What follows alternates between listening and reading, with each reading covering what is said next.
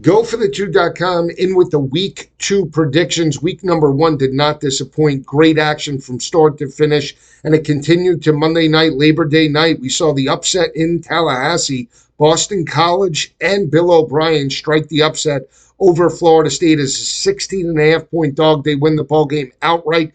Now Florida State 0-2. ACC hopes are almost dead and buried. College football hopes are dead and buried. Going to take a Music City miracle for Florida State to get back into this thing. But that's what makes college football great. You come right out of the gate, no margin of error, and we'll see how it plays out in week number 2. Great matchups. It's going to be a very abbreviated video due to the holiday weekend. However, you want all the info. I'll be on TV and radio all week. Carver and Lisi, I'll be on Wednesday, and Friday. I'll also be on College Football Today this coming Saturday, 9 to 12. We'll get you prepped and ready for all the top 25 battles, prop bets, and everything across the board for the great action in the top 25 this coming weekend. I have a lot of dogs that I like. We'll jump right into it.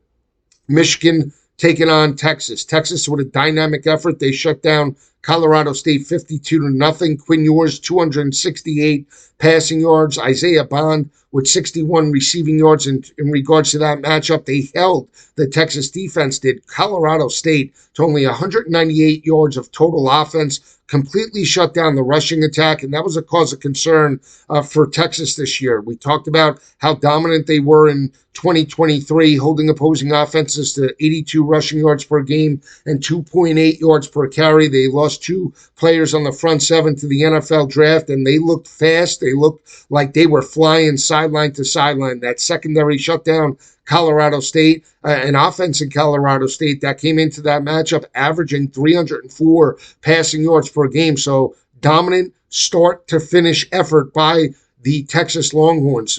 Arch Manning gets involved, throws for 95 yards as well, added a bunch with his legs, another touchdown as well, and Texas dominates that matchup. They're not going to the big house. Michigan did not look good from an offensive perspective against Fresno State, but that defense, to me, very opportunistic. That was a Fresno State defense offense that was averaging 305 passing yards per game, and the new defensive scheme led by Wink Martindale stepped up. They contained Mikey Keene, and it's going to be very difficult, I believe, for Quinn Ewers and Isaiah Bond and that offensive attack to get chunk plays in this matchup. Couple of statistics that you need to keep an eye out on. Michigan now is riding a 23-game home winning streak. The win over Fresno State makes it 23. They won their games last year in regards to their home matchups by an average margin of victory of 26.1 points per game.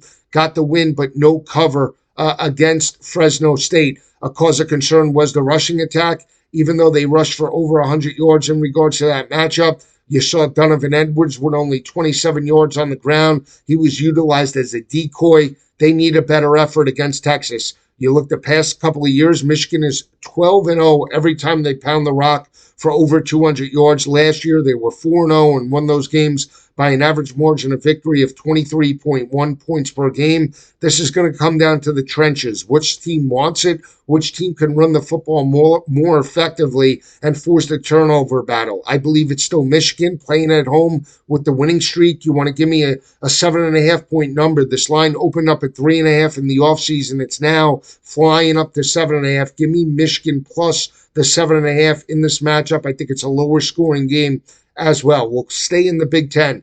We saw Penn State step up, dominate West Virginia. That line was 7.5 by game time. A lot of people thought West Virginia would be live. They were in that matchup last year. Penn State got the late cover. This year, it was all Penn State from an offense and defensive perspective. Drew Aller stepped up, 11 of 17 completed, 215 yards. You saw Nick Singleton and Katron Allen take over in the rushing attack and even catching the football out of the backfield. And that defense completely contained Garrett Green and the West Virginia offense. They now come back home to face Bowling Green. They have dominated MAC opponents since 2014. Last 10 years, Penn State is 8-0 straight up against MAC opponents and have won those games by an average margin of victory of 29.7 points per game. The last time they played a MAC opponent was back in 2022. They played Central Michigan. They won 33-14, won by 19, but they were laying 20 plus and did not cover that number. I think there's no doubt Penn State wins, but I like Bowling Green now catching 34.5. This line opened up at 31.5. It's up to 34.5. Give me Bowling Green plus the points in regards to this matchup. A lot of dogs on the docket. Baylor and Dequan Finn go on the road to face off against Utah. Utah dominated their week one battle. You saw Baylor step up as well. Dequan Finn struggled a little bit in regards to the offensive scheme. 191 passing yards per game, 2 touchdowns, 2 interceptions. You remember this game last year. This game got pushed to the limit by the Baylor Bears. They were in this matchup. They had a third quarter lead. In the end, Utah did get the 7-point victory, but they did not get the cover as a 7.5-point favorite. I think Baylor matches up well from a defensive perspective up against Utah. It's a home and home, so this will not, I believe, count as a conference game, even though Utah is now in the Big 12. But I still think the legs of Dequan Finn could be a difference, and I still think Dave Aranda in this spot will keep this game close. This line opened up at 16.5. It's down to 14.5. I like the Baylor Bears plus the points on the road in Rice-Eccles. Another matchup, Cal on the road now catching 13.5 against Auburn. Auburn put up a 70 spot in their week one performance.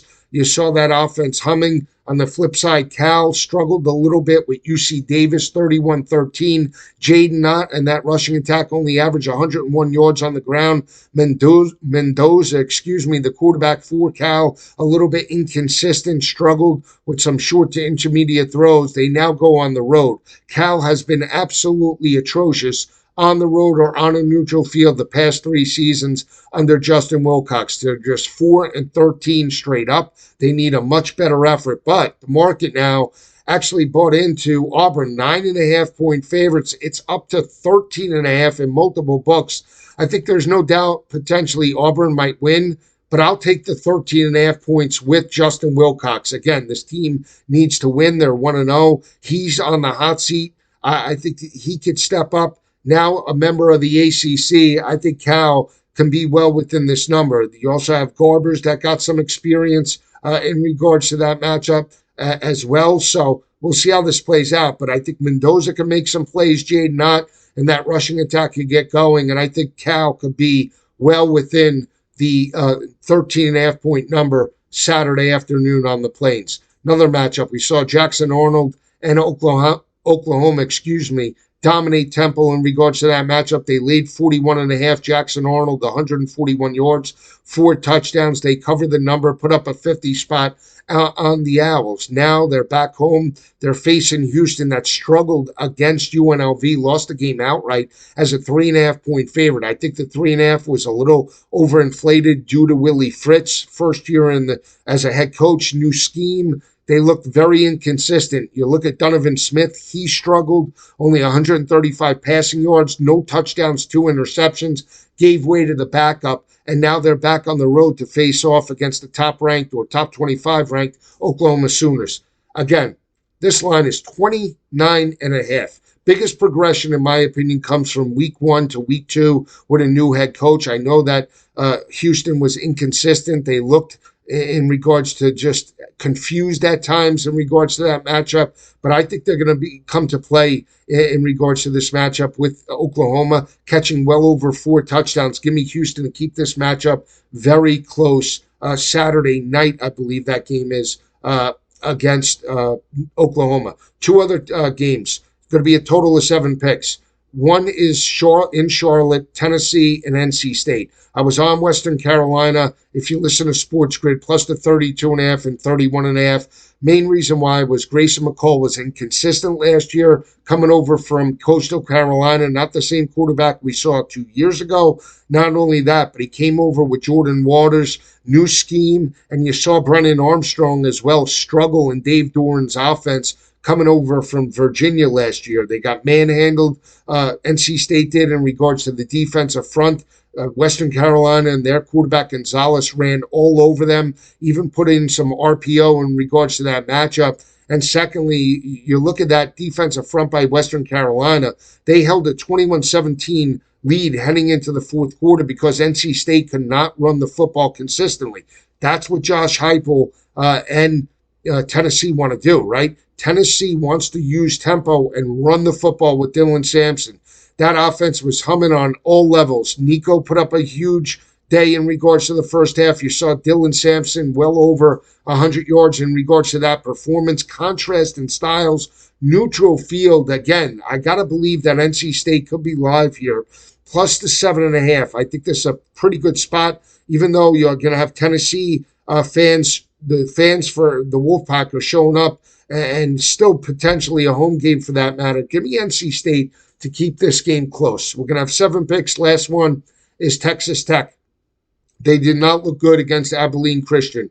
They almost lost a matchup, came down to a 2-point conversion. The Tech defense stepped up, made a play. They won 52-51. Brennan Morton did throw for 368 yards and 4 touchdowns. Taj Brooks was over 100 yards as well.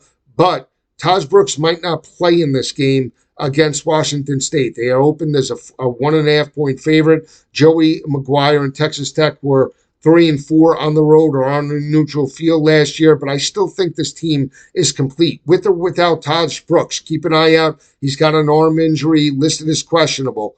I still think from an offensive perspective, they are more complete than Washington State on the road in regards to this spot. Even though Pullman's a very difficult place to play, I'm going to lay it with Joey McGuire. I think this is a bounce-back spot, laying less than a field goal. I think the Red Raiders get it done Saturday night in Pullman. Those are your picks for week number 2. Again, everything will be up on the website, and follow me throughout the regular season on Carver and Lisi and college football today on Sports Grid. Picks for week number 2, Michigan plus the 7.5. You got Bowling Green plus the 34.5 against Penn State.